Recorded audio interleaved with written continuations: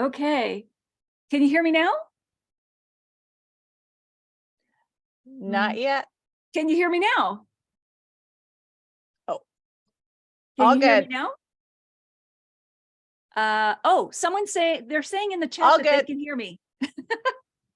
All right. So, well, I was going to say it wouldn't be Christmas without Mariah Carey, and it wouldn't be a Zoom Zoom session without someone having technical issues. So I've gotten that out of the way for us. All right. So I am so glad I can see everyone coming in. It is so wonderful to see names that are familiar and new names. So please keep the chat busy. I want to hear from you. Where are you logging in from? What's the weather like where you are? We've got snow here in Ottawa. It's very Christmassy. So I'm very, very excited tonight to have this holiday tasting with you. We have some fabulous wines and we're going to dive into them in detail, but you know, we've got Creekside, Queenston, Lakeview, EastDell, just 20 Bs, lots. So I'm really looking forward to that. I'm going to go over a few little housekeeping things before we get started. And let me just share my screen. Here we go with the requisite slides. I'm going to, hopefully you can all see this and the size is good because I also want to keep the chat.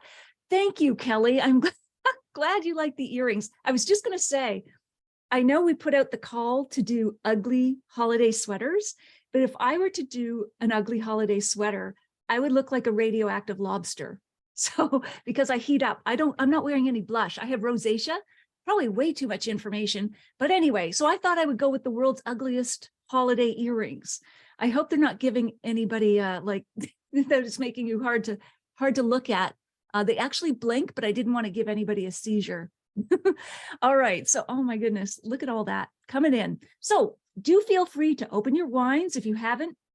Either keep your bubbly cold or open it now because we're going to taste it last. So you don't want it to spray everywhere, as festive as that might be. And let us know in the chat where you're logging in from. So with the chat, you want to choose, you know, there's a little drop down thing. You want to choose everyone and not just hosts and panelists. Because if you choose just hosts and panelists, that little blue thingy, only the winemakers and I will see your comments. Whereas if you choose everyone can see your holiday brilliance. And we want the chat to be interactive. And it helps if everyone can see your comments. So please do that because I noticed there are at least half a dozen people using only hosts and panelists. You may not even be realizing that's what you're doing. So in the chat, choose everyone. You have to switch it. Okay. Also, if you want to ask questions throughout or at the end, we'll have an open Q&A. Please use the Q&A. That's another little icon there. You can still post them in the chat. We'll try to get to it. But if the chat gets busy, sometimes we can miss your question. So if you really, really want us to answer the question, please put it in the Q&A. All righty. Wow, we've got people already traveling and lots of good things going on. All right. There are prizes. Yay. So we will announce the prizes at the end as a means of keeping you here right to the bitter end. Now, it's actually going to be really fun. So we are going to have a variety of prizes. I will be giving away a free hardcover edition of my books signed. I'm also giving away 3 copies, additional copies, if you post on social media between now and Sunday evening. But you may as well post now because you're probably in your ugly sweater, or at least you've got your wine set up. So why not post and tag me and tag the wineries? So there'll be 3 copies for that. We've got a magnum of Creekside Broken Press Syrah. That's the way to get a party started. Wouldn't you agree? So that'll be another prize at the end. I'm giving away a free scholarship to my flagship course, the Wine Smart course, a full-bodied framework to taste, pair, and buy wine like a pro. And then we've also got a tasting happening at Creekside, at Lakeshore Wine Company. And look how much fun you'll have, just like these ladies. But it is a free tasting for 10 of your friends, I believe. And the details, we'll put them in the chat, what that involves. But there's lots of great prizes. So stay tuned. All right. So yes, please do post on social. Here's all our all our tags. So post a picture. If you're shy, you don't have to be in it, but we'd love to see your festive gear. Just, but if not, post a picture of the wines, whatever you like, your Christmas tree if you've got it up, and at least tag one of us so that we can share it with everybody. Great if you tag all of us, but I know sometimes it's hard to remember all that. All righty. Here are our wines, and I'm just taking a look in the chat. Sandra is here, and oh yeah, killer vintage, Rob Power. Okay, cool. Lorraine, you want to use everyone as opposed to hosts and panelists because you've got some great comments. So yes, I did say to either keep your bubbly cold, or better yet, if you've got it beside you, open it now. It's going to keep its effervescence, but you just, as bubbly warms up, it gets, the molecules move faster, and that's how we get, what is it, Formula 1, or is it Indy 500? We don't want to waste our bubbly on the surroundings. We want to drink it tonight. All right, so many great people, so many names I'm seeing. Lori and Silvio from Kingston. Shirley's here from Cornwall. Sandra's in Toronto. Okay, yeah, lots of call outs, just like Romper Room. Right, let's keep going. Keep the chat busy, folks. There were 4 delicious recipes, dishes that we're talking about tonight. We'll post a link in the chat where you can get those recipes if you missed them. Great holiday recipes for entertaining this year. And they are special recipes that have been brought forward by our winemakers. Stay with us. This is my school marm talk. Multitasking is a myth. You'll get more out of this if you lean in, as opposed to trying to do everything else while you're on this tasting with us. You will get the slides and a video recording, so you don't need to make copious notes. Your focus tonight is on the wine and the food and the fun. All right. Ed's from Oakville, Christine's here from Mississauga, and Kevin's joining us from Barhaven. What I'm going to do is start off with a poll just for fun. So the first question is, how many ghosts show up in A Christmas Carol? Okay, so we can you should be seeing that poll on your screen now. So go ahead and vote. But is it 3, 4, 2, or 0? Some people are posting in the chat, and that's fine, but I would love to see you voting. I'm not sure if the panel or the poll has been released. I'm not seeing votes tallying in yet, but yes, it has been released. Oh, it has been. Okay. I don't see the numbers coming through, but cool. I'm glad it's there. See, elves are at work behind the scenes. Very helpful elves. Okay, the poll is done. Let us see the results, please. So the majority of you thought 4 ghosts. Sorry, the majority of you thought 3 ghosts. Then not a close second, but was 4, 2, and then 0. The answer, it's a trick question. It's 4 because there's the ghost of Christmas past, present, future, and Bob Marley. Scrooge's former workmate who died comes back to him as a ghost as well. So that's 4. See, that's a dinner party little quiz you can pop on the relatives this holiday. All right. We are going to start with Yvonne Irvine. I'm going to bring her on screen so that I'm going to stop sharing my screen. There we are. There you are. Hello, Yvonne. How are you? Hi, Natalie. I'm great. How are you? Oh, excellent. Excellent. So Yvonne, I'm going to get you to introduce yourself a little bit, just, how long have you been with the winery, kind of what your specialty, your focus is. And I would love to hear from you if you have a particular holiday meal that you remember or a special dish. Sure. So I've been working at Creekside since 2007. And I started out just as a cellar hand. I shouldn't say just because that's, the people that do the hardest work in the winery, really. And I've stayed on and grown throughout the company ever since. Creekside, I was drawn to do my co-op there when I went to Niagara College. And I really like it, and obviously still like it to this day, because we kind of focus on different varieties than what's traditionally done in Ontario and what we think of for Canadian wine. So we're most well known for Sauvignon Blanc, which we are featuring tonight, Yeah. as well as Syrah and some big, bold reds. So that's what we're most known for. And, you know, we have a smattering of other things that we put in there as well, but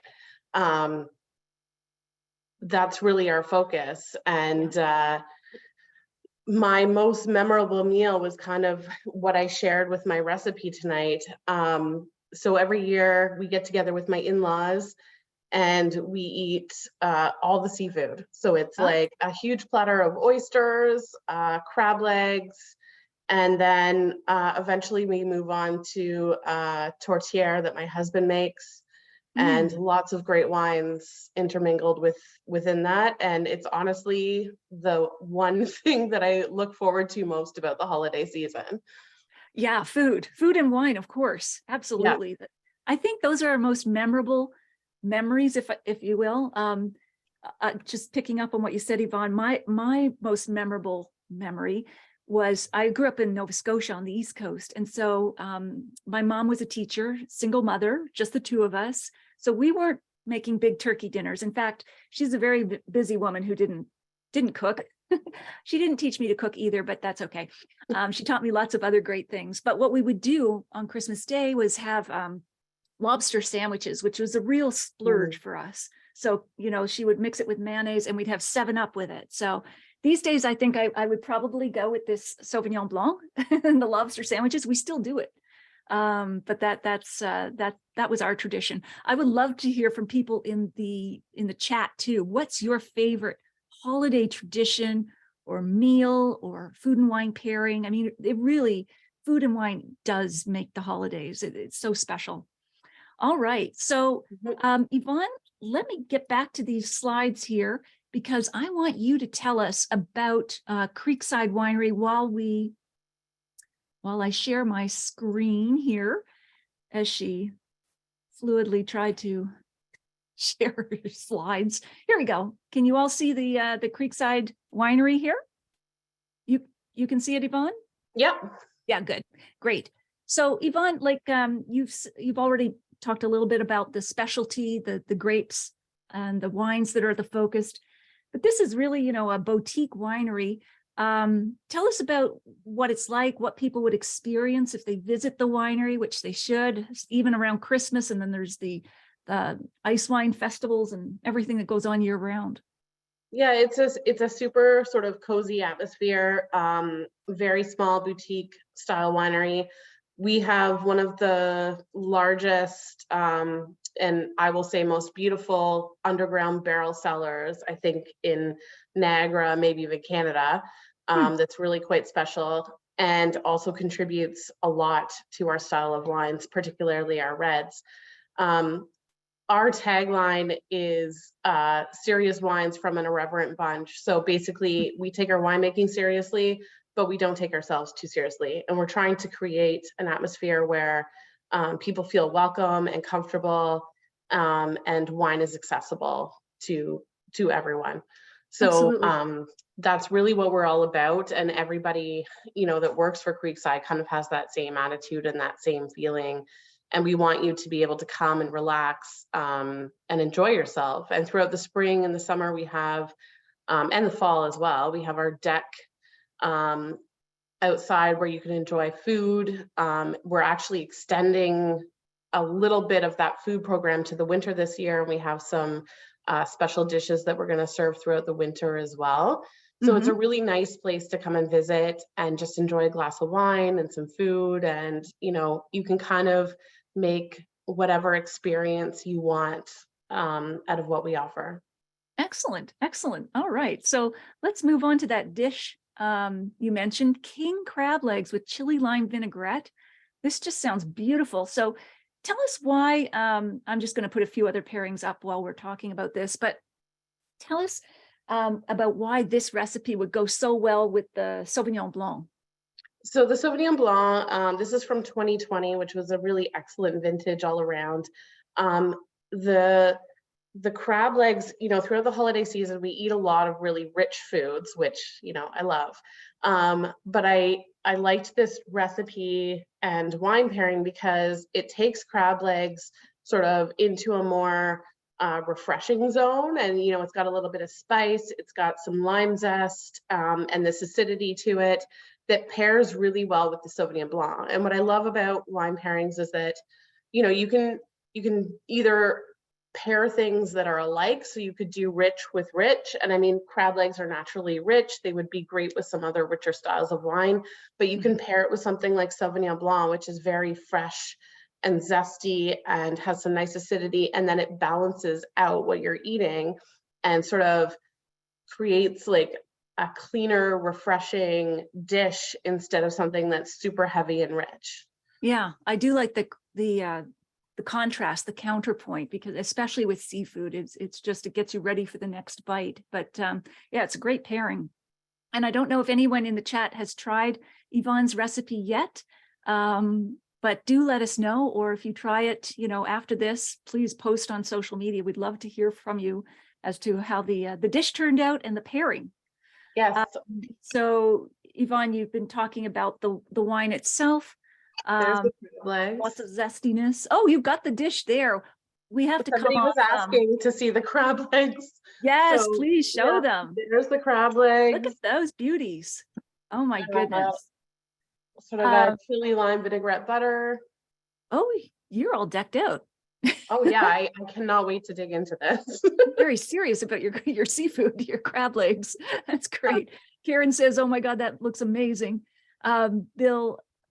Other people are posting other pairings that they have in there. Crab legs are the best. Suzette, Sandra, yummy. Hand them crab legs over. We're all coming over to your place, Yvonne. Well, I'm actually at my in-laws because my kitchen is under full demolition right now. So, but I'm sure they'd welcome you over too. Okay, and what's the address? I'll get back to you on that. Yeah, Brenda wants to come too. Okay. That's great. So let me go back to, we just had to maybe show the crab legs one more time just for that sort of juicy food shot, because I just wanted to gaze at them lovingly. Yes. Oh my gosh. Wow. Beautiful color too. Yeah. Awesome. Okay. So we'll come back to the wine and then, I've got a little quiz after that, or a little poll. All right, Yvonne, we'll have you back on later, but that's really, I love that recipe in Sauvignon Blanc, and I appreciate you sharing that with us. Thanks a lot. Okay. I'm going to dig into these now. Yes, exactly. You get to go off screen and actually eat. Yes. All right, so we will go now to our poll, our next poll. Let me screen share. Here we go. Let me bring it up. There we go. Okay, folks. In Home Alone, where are the McAllisters going on vacation when they leave poor little Kevin behind? There's the poll. Is it New York City, London, Paris, or Toronto? And let's just leave that up for at least 30 seconds. I want to look at the chat and comment. Julia says the crab legs were delicious. Great recipe. Julia, I'm so glad they worked out for you.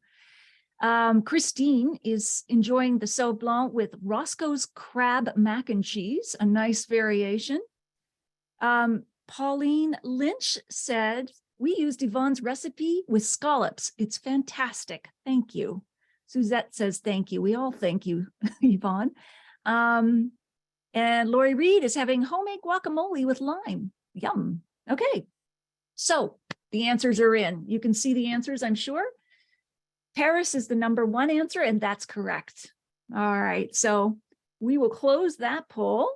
And I think I have another one right on the tail of this one before we transition to our next wine and food pairing. In It's a Wonderful Life, what happened every time a bell rang?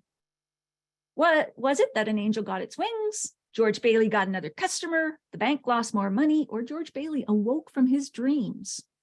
Let's see what you thought about that. And let me go back to the chat and see what's happening. Oh, am I muted? Can anybody hear me? No, I can hear you. Oh, okay. Okay. Yanni thought I was muted, but maybe Yanni's muted on his computer. Okay, cool.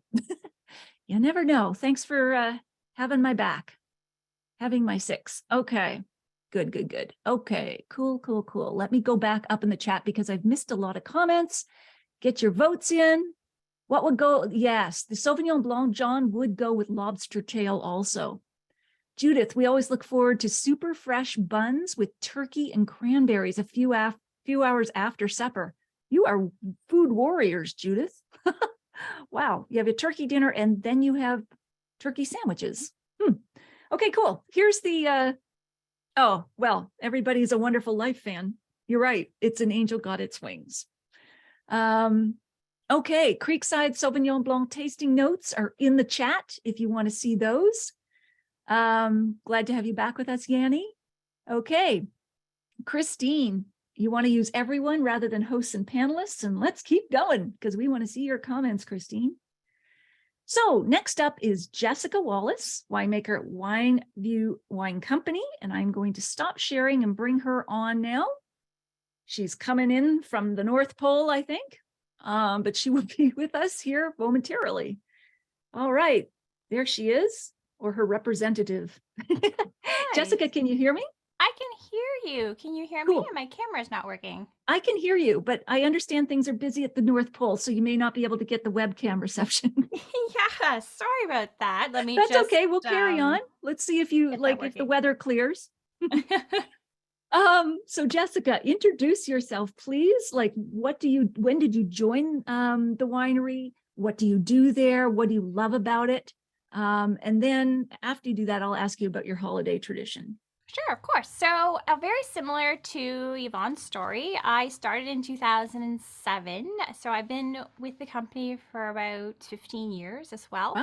Wow. I've had a hand in retail, the cellars, the lab, and then moved into the assistant winemaker position in the last five years or so. Mhm. Yeah, and it's been great. Sorry, I'm just having technical. Oh, that's okay. Don't worry about it. Oh, there you are. Hey, can you see Hello. I can see the elves moving in the background, their shadows. me? Yeah, great. So, Good. good to have you here. So Jessica, that's great. And so do you have a particular passion, like that, a particular wine, or I guess that's like asking which is your favorite child, but is what do you have a specialty? Yeah, exactly. That is like asking which is your favorite. I mean, I just love watching the evolution of the wines coming in, right? I mean, we just finished our vintage, and I love seeing the Merlot grapes coming in, and they're just they're one of my favorite ones to kind of snack on and eat during lab analysis and at the crush pad, and just sort of tasting them as they evolve into the wine. I mean, I just tasted our finished ferments today, and Yep. it's just every single one has something unique to offer, and it's just great to watch that evolution come along. And you get to snack on Merlot grapes. How fun. Oh, great. So do you have a favorite holiday tradition or meal or something that comes to mind? Yeah, so that's tough because there's so many great ones, but I guess I would have to say I remember my parents stuffing my brother and my sister in the back of their pickup truck, like the back seats, and going down to the Christmas tree farm and letting us run wild and picking out a Christmas tree. It's one of my favorite nice. things. And now I have 3 little ones that we stuff into the car and drive down to the Christmas tree farm and watch them run wild and pick a tree. Oh, that's so great. Yeah. When you first said they stuffed us into, I thought turkey? No, Yeah. the car. Thank goodness. It was the car. Cool. Okay, so let me put up the share screen thing again, and let's go to, oh, that's such a beautiful winery. Tell us what people would expect if they visited Lakeview Winery. Beautiful architecture, by the way. Yeah, it's a beautiful facility. It's really great in the sense that we kind of have something for everyone. So when you come into the store, whether you're looking for, big bold reds or ice wines or sparkling or something a little bit more easy drinking or approachable, we have a few different brands that we play around with and make different styles of wines, in the sense that you'll find something that you like. Yeah. Well, sounds great. Let me just see. Okay. Yeah. And then we're into the recipe. So here we go with your stone baked flatbread. I'm just going to put a few other pairings in this, but I'd love to hear in the chat too, if you're tasting this wine right now, the Gamay Noir, which is our next wine. Tell us what you would pair it with in the chat. We'd love to know what your ideas are. But Jessica, tell us why you paired the Gamay Noir with the stone baked flatbread. Sure. So, we love making pizza in our house. It's kind of one of those things we could do on a Friday night. And growing up, I grew up with my mom always baking and making fresh and homemade things all the time for us. So kind of mirroring that, we do that here. We kind of make our own pizzas nights. You know, the kids get to make their thing, and my husband and I make something a little bit more sophisticated. And as you can imagine, with 3 little ones running around, time is a precious resource. So this actually really only takes like 20 minutes or so to make, which is great. And it tastes really great. And it pairs really well with the Gamay. Gamay is honestly one of my favorite varieties, one of my favorite wines, because it's so versatile and it's just so approachable, and it pairs just with so much, right? It's always something that I have on my wine shelf ready to go to kind of grab. And it pairs really well with this recipe because that kind of that like with like, that spice in that arugula pairs really nicely with that spice in the Gamay Noir. Awesome. And Jessica, I wanted to ask you, this is a sort of a Burgundy Pinot Noir glass, and this is your sort of regular glass. Which glass would you suggest using? Because I wasn't sure. So to be safe, I poured it into 2 glasses. So I like to be thorough, but do you have a preference? I guess I would maybe use the Burgundy glass. I like the little bit of like that bowl shape to it. It just kind of helps, aerate that wine and open it up a little bit more. Absolutely. Cool. It's a great recipe. And okay. So Suzette used the flatbread. I can't say this quickly. Flatbread recipe. And she thought it was delicious. Great recipe. Let's see. Has anyone else tried the flatbread yet? Or alternatively, if you're trying the Gamay Noir, what do you think of it? I think it's vibrant and juicy and lots of bright cherry notes. I love it. It's very mouthwatering, so it's perfect for food pairing because the more saliva we generate, the more the food flavors touch our taste buds. It actually makes us taste more the more we salivate. So this is a great one for that.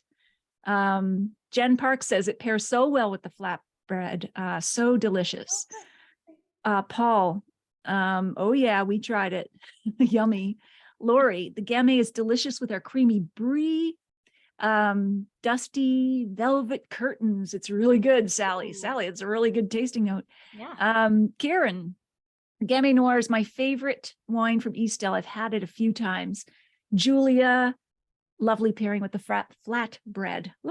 Okay, so let's go to the Gamay Noir. You talked a little bit about this already. Whoops. Jessica, but anything else you want to mention about it? Bray has also put a tasting note in the chat, which is great. But how would you describe it? Yeah, I think, you hit a lot of those great tasting notes. I love the spice. I love the kind of that red fruit, the currants in it. It's medium bodied. So it drinks really well, drinks very easily. And that's why it makes such a great wine to pair with a lot of different types of foods. Absolutely. Sorry for the slides. Yeah, and I think it would just pop with roast turkey, holiday turkey. Oh, yeah. This is almost like cranberry in a glass. It's not as tart, of course. It's got some, some rounded cherry flavors, but oh my goodness, this would be so good with turkey. It's good. I've almost drank in the half the bottle over here, so. Okay, you're very festive. Okay, cool. So Jessica, that is awesome. We're going to bring you back later, but thank you for sharing that pairing with us and your wine. And so we're going to go to our next holiday poll, but keep up the good work in the winery and at the North Pole. All right, I'm going to bring up my slides again, and we will go to the next poll. And I am just going to share my screen. There we go. Here we go. What does the word Hanukkah mean? And I know there are two different spellings of this, but does it mean dedication, light, peace, or forgiveness? It's a beautiful word. But what is the definition of Hanukkah? And while you're answering those, Gamay would be pairing well with our charcuterie, says Sarah, Ralph and Elaine. Gamay grape is, I think, an upgrade from trying Beaujolais Nouveau, frankly. This has got real texture and depth and complexity. Christine liked the Gamay with the flatbread. All right, so what are our poll answers? We've got it. Okay, so light is the number one. Peace. It's actually dedication. Dedication is what it means, Hanukkah. So thank you for playing. We're going to do one more poll before we go on to our next wine, winemaker, and recipe.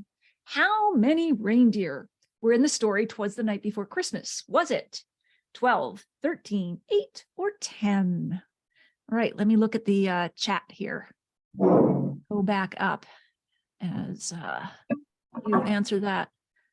Pauline, your idea with scallops sounds right up my alley, says Karen. Sandra says, please tell Yvonne her wines are amazing. Well, that's awesome. Yes, cool, cool, cool. And we've got the recipes linked. Also, if you didn't get a chance to buy these wines or they didn't arrive or whatever before this tasting, you can still buy them. We're going to post a link in the chat where you can buy the wines. If you love them, you open them tonight, you'd like more for the holidays, you can still buy more. And you're going to get a video recording of this so you can invite friends over and just stop and start the video and chat and have your own holiday tasting. So load up on the wines. All right, what are the answers there on the poll? 8 is the number one answer, and it is correct. Most people think it's more because Rudolph wasn't part of this team, by the way. So people get confused, but not this crowd. All right, so we are going to go now to Rob Power, winemaker at Queenston Mile Vineyard. And here he is. Hello, Rob. Hey, Nat, how are you? I'm great, thanks. How are you doing? All right, so Rob, I would love you to say a few things about your background. I mean, you're such a well-respected winemaker in the industry. You've had a long track record, but tell us about your origins and kind of when you joined this group of wineries and maybe about your passion. Okay, well, that's going to be really a long story short. In another life, I worked as a Toronto sommelier, and I became far more interested in the taste of wines than in white tablecloth. So I went to Brock University and went through the first graduating class there and started at Creekside about 20 minutes after I graduated.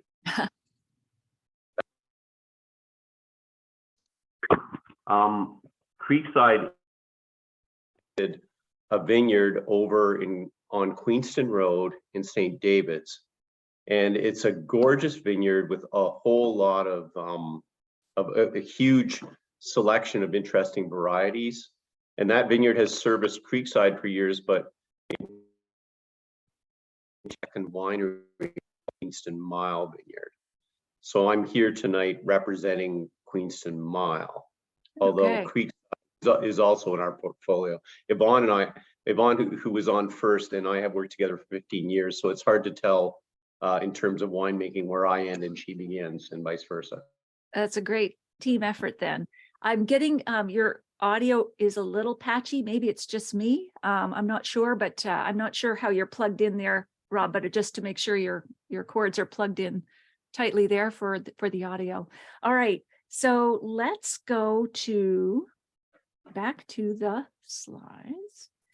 And I'm going to get you to talk about, first, do you have a holiday tradition that's separate from the recipe, or do you want to just dive into the recipe? I'd rather just dive into the recipe because it's Why don't we really do that? closely tied into my family traditions. So Absolutely.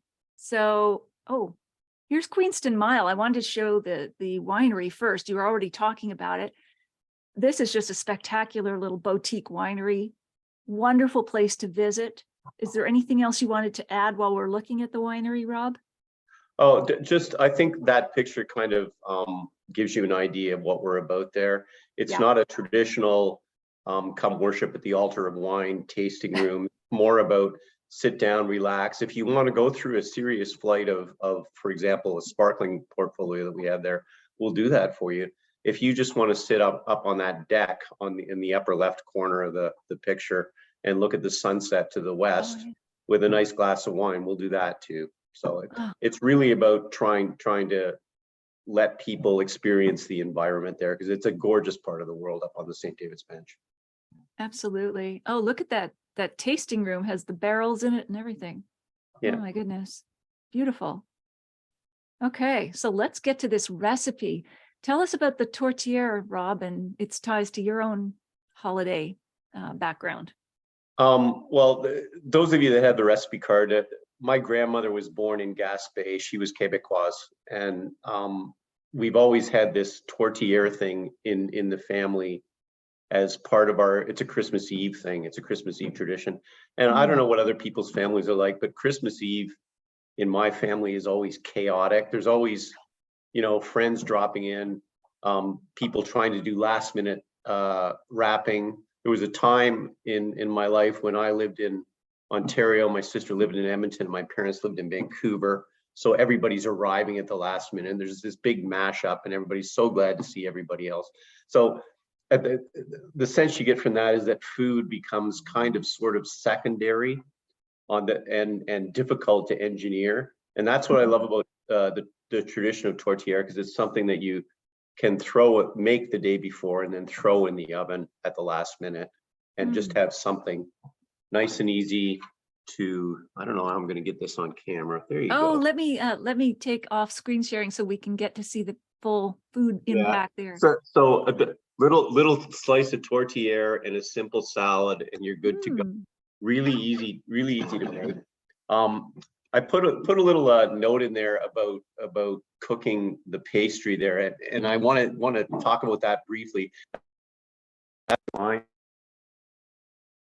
We lived in Ontario, and our next door neighbor was a guy that had worked in the Northern Arctic for years, and he had this recipe for Bear Creek punch.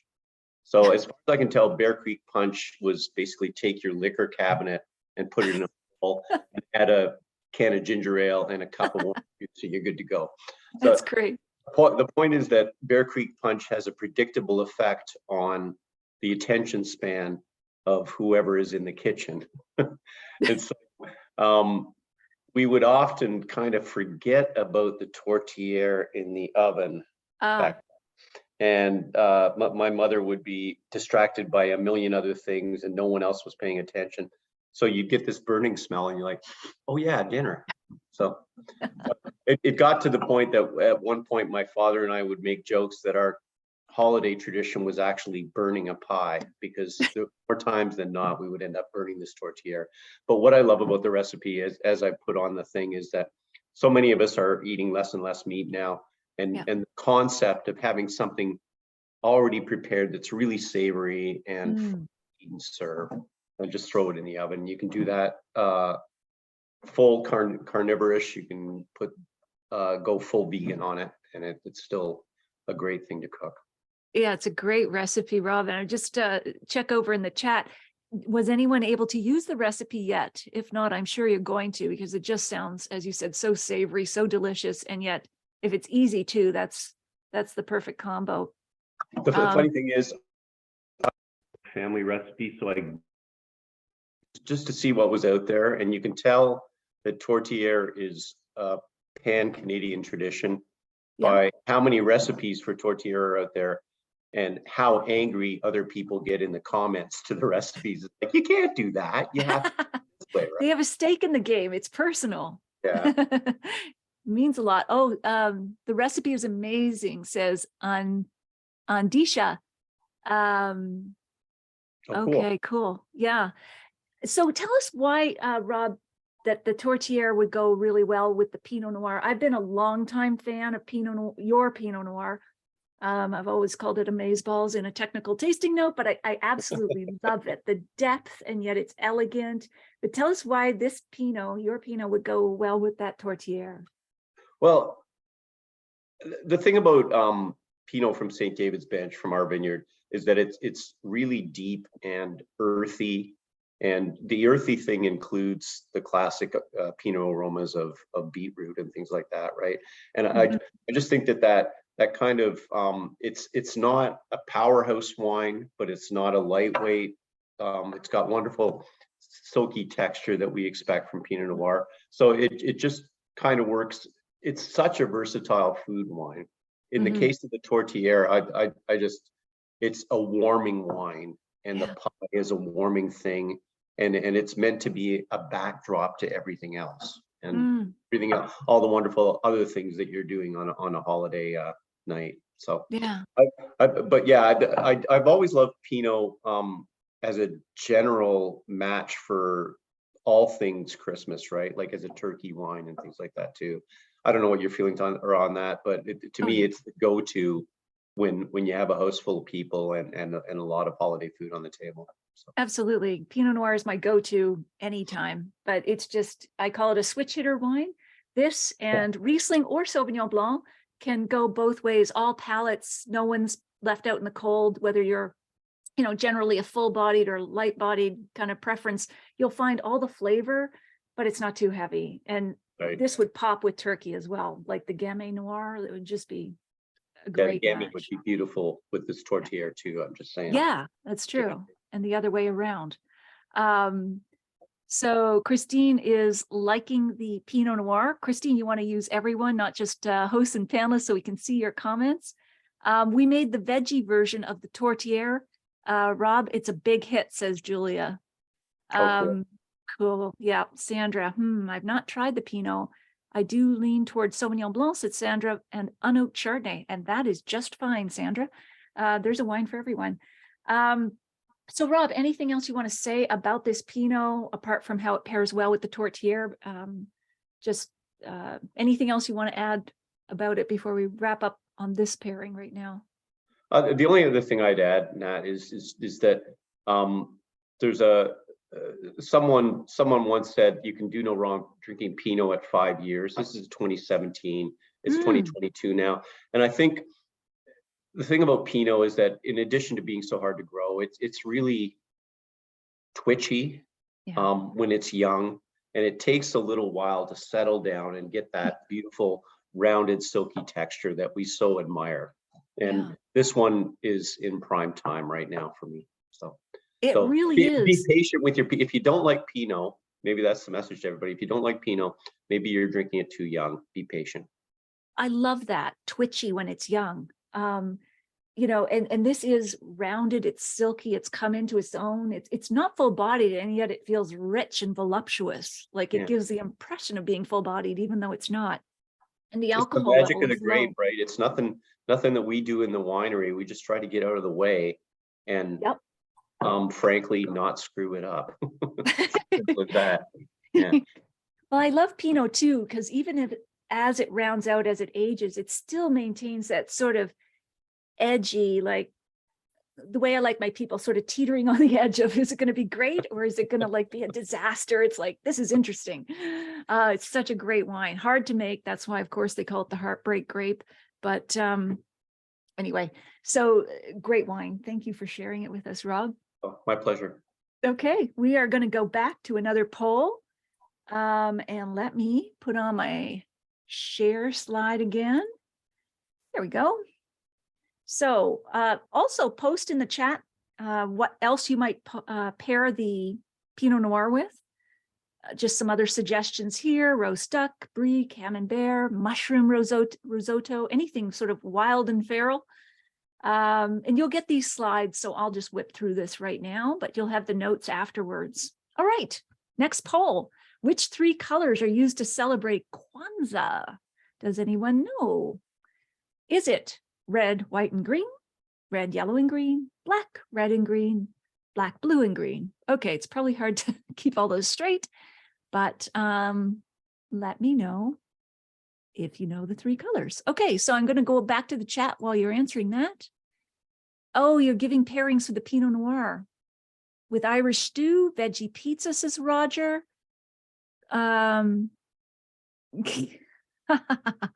Corey and Dave, you're not allowed to move on to the next person without finishing the bottle. House rules. Yep. Okay, I like your rules. Yes. Ferrero Rocher, that's an interesting pairing, Kelly.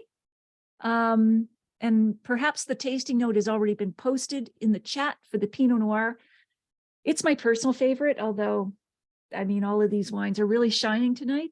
But we'll post a link for the tasting or where you can buy them if you want to load up, because this would be amazing with turkey. Steak, garlic, and mashed and roasted carrots, says Sonia and Kate. Cool. I love cedar plank salmon with Pinot Noir. Everybody likes Corey and Dave's house rules. And there's a link for Queenston Mile Pinot, but also we might post the link to where you can buy the 4-pack that we're featuring tonight. Okay, let's get the answers. The answer is black, red, and green. You're right. Those are the colors. All right, very good. Yeah, got it. All right, let's go on to 20 Bs and let me stop sharing for a moment. Actually, this is me, right? I'm not bringing back another winemaker right now. I'm going to talk about 20 Bs. All right, we've got a bubbly. And the reason we left it to the end is that it is a bit off dry, but it has got some beautiful, beautiful fruit. This is made from 100% Riesling, which I think is one of the best white wine varietals that we make in Canada, especially in Niagara. And it just lends so much personality and flavor as the basis for a bubbly. Of course, a traditional bubbly is made from Chardonnay, Pinot Noir, Pinot Meunier, but this is just so aromatic, so floral, lots of fresh apricot notes. So let me know what you think about it in the chat. And because it's off dry, it's going to go beautifully with any sort of fruit-based dessert, like a flan or a cobbler, that sort of thing. So let me just bring in some other points here. I serve all bubblies in a white wine glass rather than a flute because I want to swirl. I don't want to be able to smell it. I like to smell bubbly. I don't want to just drink it. Oh my God, that's beautiful. What a beautiful way to finish too. We always think, oh no, I don't drink sweet wine, and it's not sweet, but this sort of off dry, and the bubbles tame the perception of sweetness, by the way. Beautiful honey tangerine notes. Jennifer loves that bubbly. We had apple crumble with our bubbly and it was wonderful. Yes. We've got apple bubbly. We've got baked apple and cinnamon crumble. And it's apparently my recipe, except I don't cook. This was kindly delivered to me from 3 Tarts. I will, when I enlarge here. Okay, Jessica's going to come back here. Let's get this, because Jessica's going to help me out. Again, sorry, camera's not working. No worries, no worries. So Jessica, let's talk about whatever you want to talk about first, whether it's the recipe pairing with the wine or if you want to talk about the wine first. I'll leave it up to you.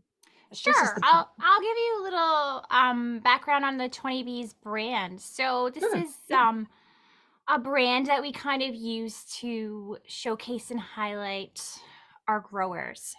So we work with about 30 different growers across the entire Niagara region, from the Beamsville Bench all the way to the Niagara River. So many different VQA appellations in there that we source our fruit from. And this really allows us to kind of play around with a lot of, different characteristics of the different microclimates all across the region. Great, I'm back. Yes, thanks. So the 20 Bs brand kind of allows us to showcase those growers. So we source this fruit from the Enns family, and they're one of the biggest growers in Niagara on the lake, and they're great. They're really great people. They're one of the nicest families around. I actually went to school with Rodney, who's the third generation farmer with the Enns family. And every time he drops off his grapes, we kind of banter back and forth about, did you do enough leaf pulling this year? What'd you do in the vineyard this year different? And so it's kind of great to kind of have that connection with them and then kind of showcase their wines this way, brand. Absolutely. You can reminisce about what happened in math class Yeah, years exactly. and years ago. Yes, yeah, exactly. Hopefully Rodney was always doing his homework and being punctual and reliable. Yes. I must say, Jessica, I've just tried the apple crumble and then back to the wine. And what happened, beautiful match, because the wine absolutely needed to be off dry with a touch of sweetness. Otherwise, it would have tasted bitter and awful. And what happened is, to me, the perception of the wine now is that it's dry, and it turns it into a dry bubbly, which is really pleasant. Like, it was pleasant before, but I loved how it just magically changed it from kind of this off dry to like a dry sparkling wine. Right. Yeah. You would get that probably. Yeah. Having it kind of served with dessert, where you get that kind of what's sweeter, the wine or the dessert, right? So definitely, I would think your taste would change if you have it before and then taste your dessert and then have it afterwards. So that's great how it kind of complements each other that way.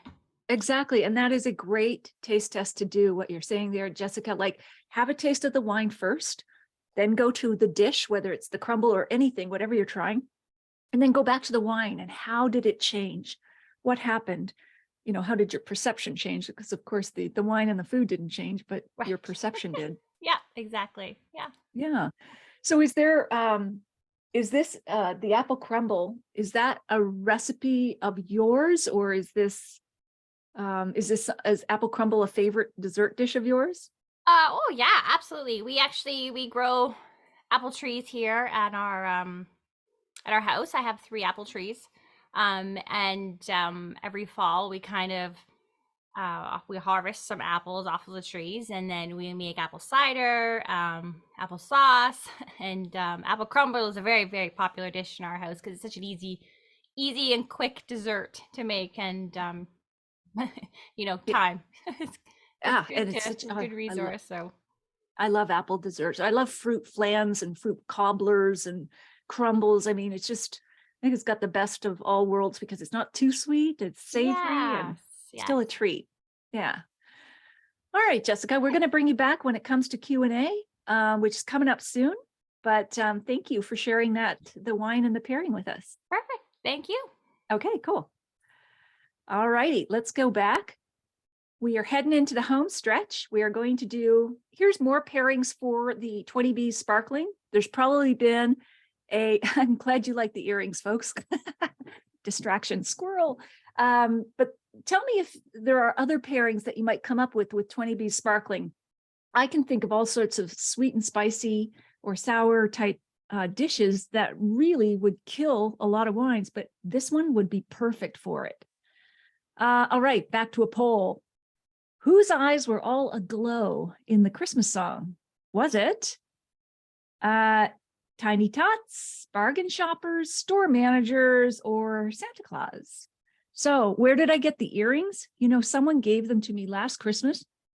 She bought them at the dollar store. Like, I was thinking, are these going to start to get hot over the evening and start to burn my cheeks? Not that I need any more of that. But anyway, here we go. Yeah, thanks, Deb. Nice to see you here, Deb.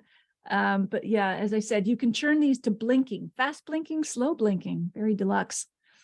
Elon Musk, Sandra. Okay, so do we have answers on this poll?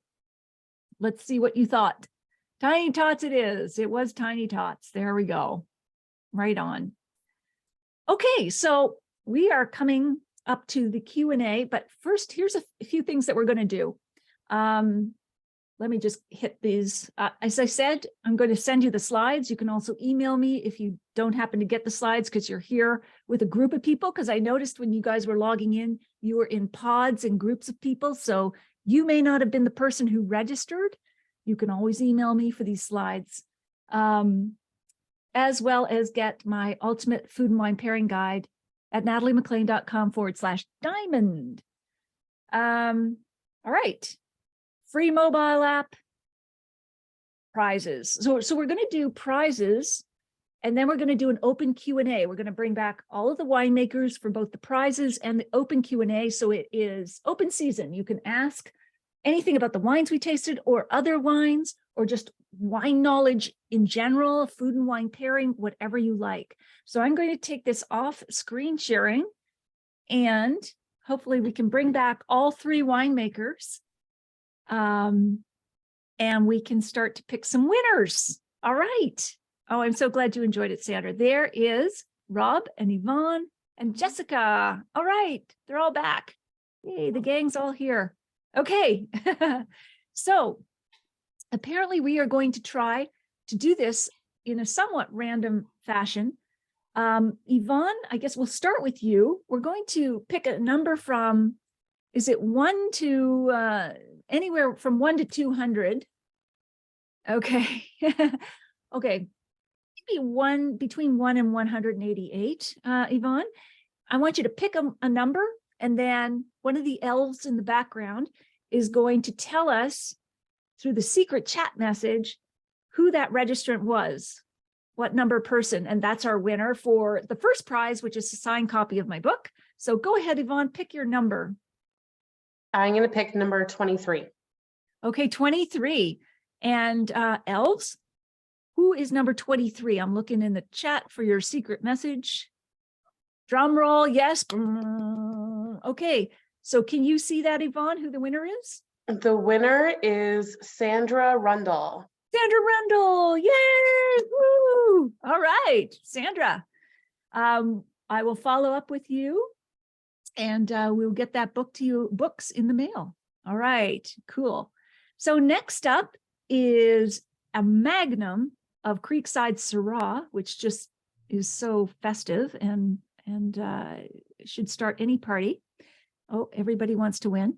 Okay, so Jessica, why don't you pick a number from between 1 and 188?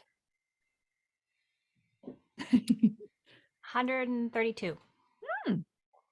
132. So, Els, who was that? Okay. Okay. Adrian DeVries. DeVries? Yeah. Adrian DeVries or DeVries? Congrats. Congratulations. You are a winner. Okay. Next prize. Let's go on to a scholarship to my online wine and food pairing course. Rob, pick a number between 1 and 188. 188. My own lucky number, 70. 70. Coolio. 70. All right. Feel like we should have spinning balls. Okay. Rob, who's the winner? They haven't told me yet. Okay. Can you see the chat? I can.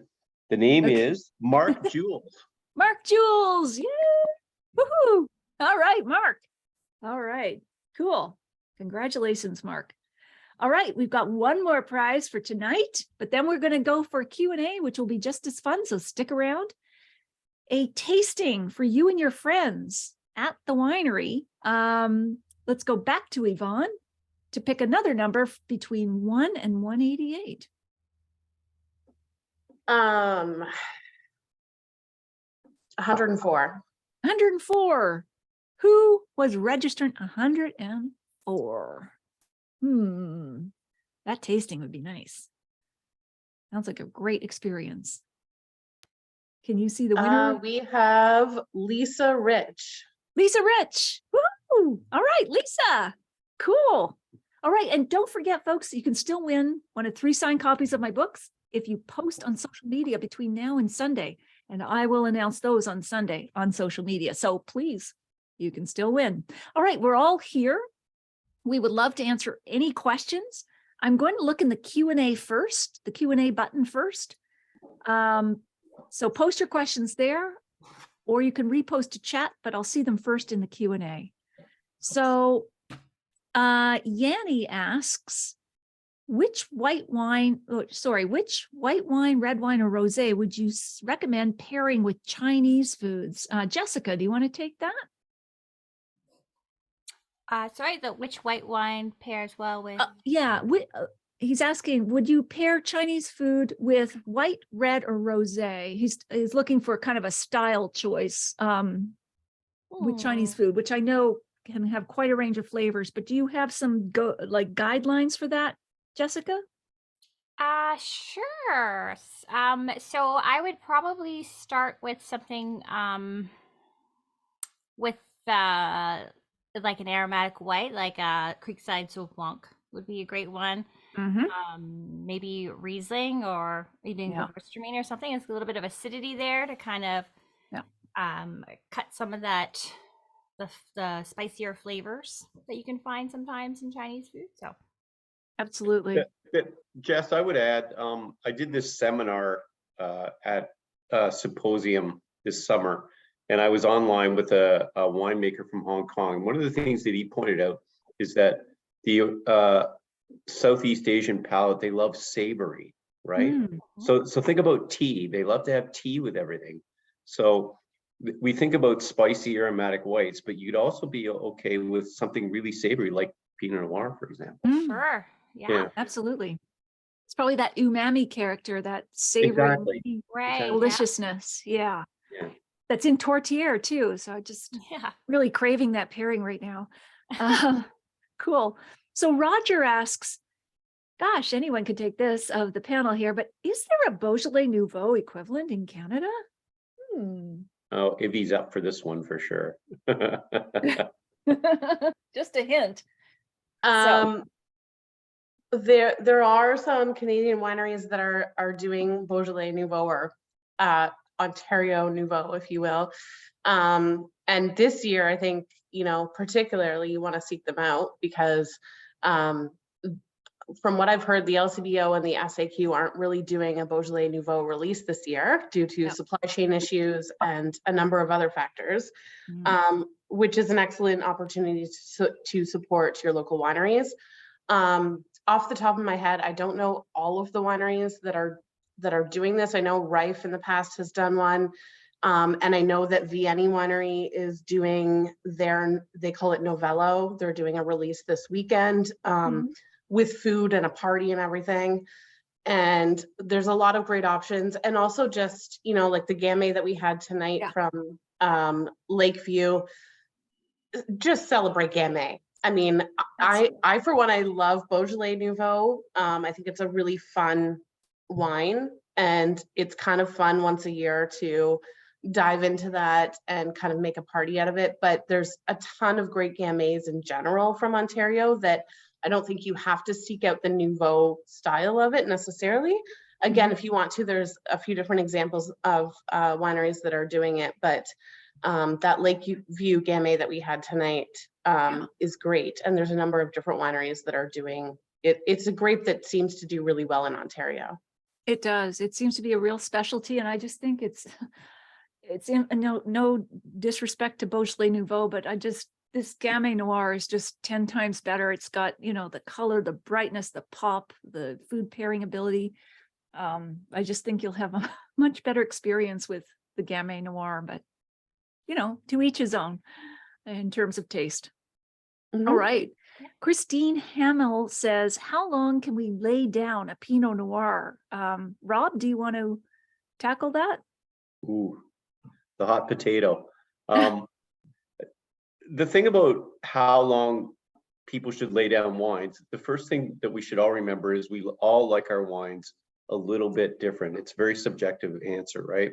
Some people like them young and raw and lively. Some people like them really old and mellow and just really overly smooth to my palate. So that's on the table. The second thing is that in Niagara, every vintage is different. So we're never dealing with the same cup of tea every year. Like, we don't know how things are going to go out further. So whenever we offer aging recommendations, we always give, barn doors to a big range. My best guess, though, is that with this Pinot, it was, as we mentioned before, it was twitchy when it was young. It's pretty good now. It'll probably hold on for a few years, but I think if you like it today, that's only going to last a couple more years, right? Okay. So that would be my guess. Yeah. Awesome. That's great, Rob. Good to know. And John has a follow-up question that I'll stay with you, Rob. He says, Rob, what is it that gives the 2017 Pinot its distinctive profile and taste? Oh, short answer, everything that happened in 2017 Vineyard. And that's if we go into detail, we're going to go down a rabbit hole that we'll never get out. The whole thing is, when we talk about cool climate, if you're making Pinot Noir in Chile, in certain parts of Chile, for example, the amount of sunshine they're going to get is predictable. They get no rainfall, so they control the exact amount of water that their vines get, and the harvest weather is completely predictable. Ontario, not. So every vintage in Ontario is different. And in terms of how it would influence each individual parameter of how it tastes, I got nothing. Okay. Mother Nature takes over. I think it's just a beautiful, spectacular Pinot. All right. So we've got another question that is directed to Rob from Andrew Craven. Rob, what do you think of, I don't even know what this is, the Toscar Hernandez trade? Is that at all on the table or relevant? I don't even know if I don't know what that is. Anyway. I'm going to try and view the question. Yeah. If you can, or maybe if it's one that you should take offline, just let me know. No. Okay, full disclosure, Andrew Craven was my best man at my wedding, and he is in Poplar Grove, London, and he is watching tonight. There And you go. he's asking me a baseball question, because that's what they grilled me with. That's great. He was up at the microphone at the wedding. So bluntly, I think the Teoscar trade was a salary dump, and they got a great arm back. Moving on. Are we talking about sports all of a sudden? I didn't even know what this was. I thought, is this a new trellis system for vines? Teoscar Hernandez was a baseball player. For okay. Not a trellis system. All right. Yeah. Sandra says, I agree, Cheryl. Spanish grape, though, right? Yeah. Yeah, we planted a lot of Teoscar at Queenston Road. Yeah. Really well. Sandra says, I agree, Cheryl. No sports. All right. Are there any other questions? Okay. Sandra says, did the benches, this is not benching as in baseball, but did the benches make a difference? I heard that Jordan Beamsville benches felt the fruit was going to be amazing on the escarpment. Did that help? Let me see. Did the benches make a difference? I heard the Jordan Beamsville benches felt that the fruit was going to be amazing. Did that help? I'm not sure if I understand that. If anyone wants to take that or understands it, let me know. Or Sandra, come back and clarify. Yvonne? I'm not entirely sure if I'm understanding it correctly, but I think, a lot of people think of Niagara in sort of two distinctive regions, which is sort of more towards Niagara on the Lake, and then more up in the Beamsville bench area. Yeah. This vintage in particular was really great for quality. There was a lot of winter damage this year, and so quantity was down all over the place. Okay. The Beamsville bench, I think in some spots fared a little bit better as far as quantity goes. But it was really all over the map. And yeah, I think for most things from this vintage, we're pretty excited about what we got. And, cool. Like Jessica said earlier, now we get to see the evolution of it and how that continues on over the year, because everything's always so exciting at this stage in the game, right? But yeah, it was a great vintage. And the Beamsville bench is a great area for certainly specific types of wine, and they did fare better this winter than some other regions. Cool. If that helps, I hope that helped. It does. Yes, absolutely. And we'll get further clarification if she wants more. Kelly asks, Jessica, is there any reserve bottles left of the 2015 Lakeview Cellar Syrah? I need more. She's sending an SOS. Do you know? Oh, I don't know. I might have a few in my cellar, but I'm not sure if we have any in Okay. retail. Well, Bray is answering that question, I guess, for stock. Okay. Well, that's all right. Let me just come up here and see. Now, do type your answers questions in the Q&A. If you have more, we still have 5-10 minutes that we could still take questions and answers if you have any, or maybe we have answered them all. Sandra has clarified, does the escarpment make a difference in temperature? So Yvonne, she's just asking if the escarpment makes a difference in temperature to, I guess, the grape ripening, grape style, wine style.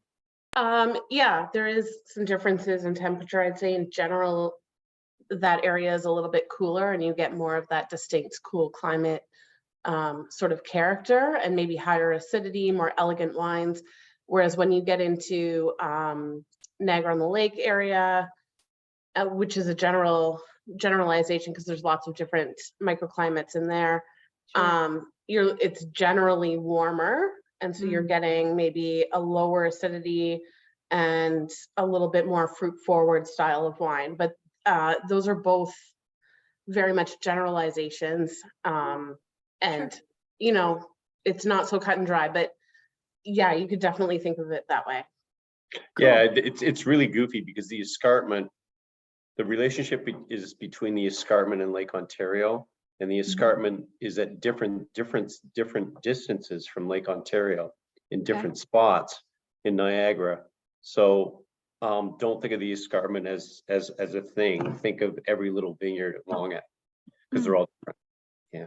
Okay, so it's not a monolith. It has jutting in and out points that Exactly. are different. Yeah. Yeah. That's good to know. Kat is asking, are there any special holiday or New Year's events planned at your vineyards? And I just add anything in January that we should be on the lookout, festivals or events or tastings or anything like that. I'm going to speak for all the winemakers here and say, please hit the websites. or I think probably Bray is some people that would know are probably listening, but we don't necessarily know. I think Absolutely. there's some open houses this weekend. And again, I'm not familiar with all of them, but I believe Creekside's open house is coming up. There's Taste the Season, where you can go to all the different wineries and have a wine and food pairing at each. In January, I believe the Ice Wine Festival is coming up. Maybe that's February. And yeah, that's all I can think of, but I'm sure there's more. But yeah, we generally list all of the events that are going on throughout, all year long on our website. And you can also follow like Wineries of Niagara on the Lake that will post what's going on in that particular region, and Niagara Benchlands as well that post a lot of different wine events. I think they have a jingle bar coming up the first weekend in December. So there's that going on as well. And That's there's fun. Taste the Season November 26th and 27th, an open Cool. house. So pretty much every weekend, if you come down, something will be going on. Awesome. And I should also mention that our next tasting is going to be February 3rd, and it's low alcohol wines that actually taste good. So that's February 3rd. So mark that in your calendars. We'll put a link in the chat to where you can register for that now and save your place. And then we're also going to have another tasting in March for the Oscars. We're going to pair wines with movie snacks, which is going to be a whole lot of fun. All right, so we had a few more questions. Do white wines age like red wines do? Asks Jen. What would be your recommendations for Ontario whites? Anyone want to comment on that one? I know there's a range, but can you give us any guidelines? I'll lead off. Okay. To put it simply, most white wines are meant to be drunk within a couple of years. They're at their best within 2 or 3 years. That's a bad generalization, but Still, unless yeah. you're looking at something that was built to last, a Chardonnay that's going to evolve. We do a Sauvignon Blanc that ages beautifully at Creekside. High-end Rieslings. After that, I wouldn't know where to go. Yeah. Yeah, for sure. And how about the reds Ooh. in terms of aging? Like he's asking about, do they age like red wines? Like how would you, I don't know if you can generalize again about how red wines age. I mean, you made an interesting point, Rob, that the Pinot, although it might be ready to drink immediately, we often drink it too young. We should let it age, even though the tannins aren't harsh or whatever. But are there any tips or guidelines for Ontario reds and how long we should let them age? I know the vintage changes and all the rest of it, but again, a hopeless generalization, but just to say that red wines, what red wines have that most white wines don't is a tannin content, and the tannin content is what makes them ageable. right. How much tannin, how long to age, big variability, and then the other thing is just that, again, that's subjective. How do you like your wines?